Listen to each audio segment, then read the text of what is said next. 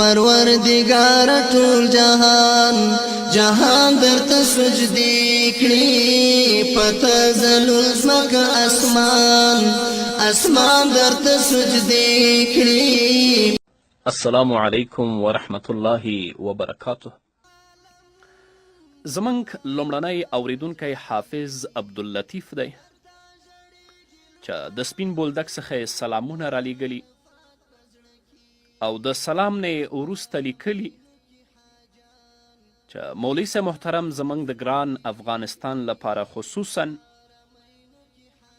او بیا د کندوز د پیښې د شهیدانو لپاره او د هغوی د کورنیو لپاره د صبر جمیل دعا وکړي. زه وایم ورشه د قرآن حافظه په خپله معصومه لهجه خپل رب ته شکایت وکړه. ژړا او اوښکو ته د حاجت او اړتیا نشته. ستا په وینو لړلی وجود او ګردجن مخ ستا د مظلومیت نښه او علامه ده. د قرآن نازولی حافظه من رب ته مخ نه لرو، ډیر ورته شرمنده یو. ته په ننواتې ورشه خپل رب ته د خپل ولس د مظلومیت عذر وکړه. خپل رب ته ووایه د مظلومانو ربه زمونږ د وخت فرعون ډیر ناترسه او بې رحمه دی.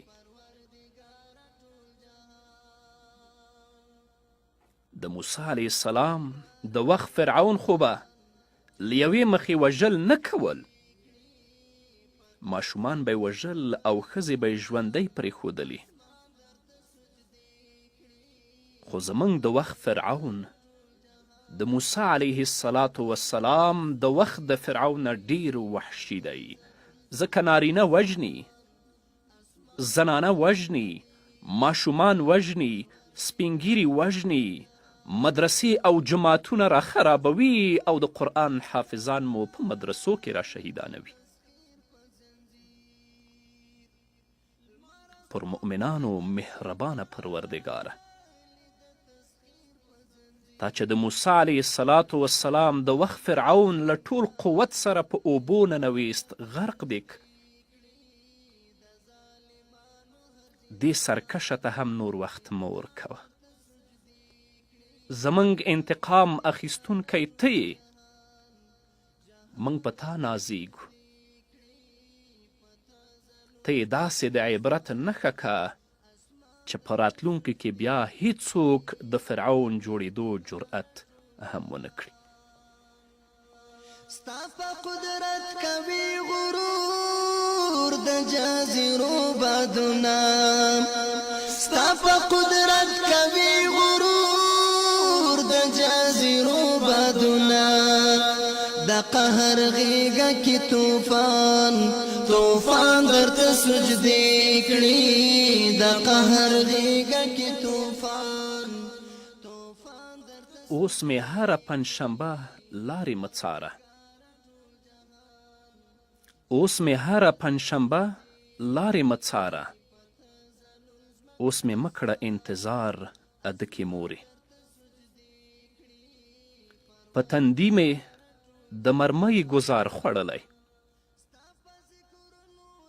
په تندي مې د مرمۍ ګزار خوړلی، ښکلوه مې په قرار ادکې مورې. زه خو لاړمه د بل جهان په لورې،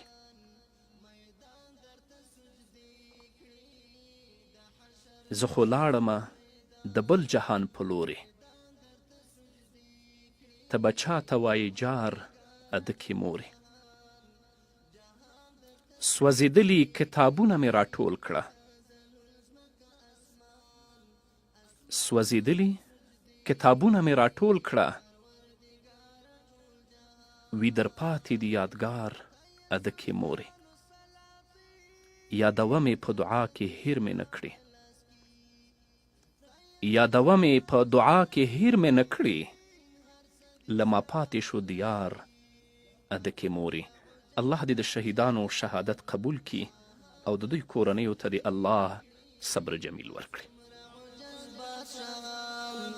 شاهان درته سجدې کړي پروردګار ټول جهان، جهان درته سجدې کړي پته زلون ځمکه اسمان، اسمان درته سجدې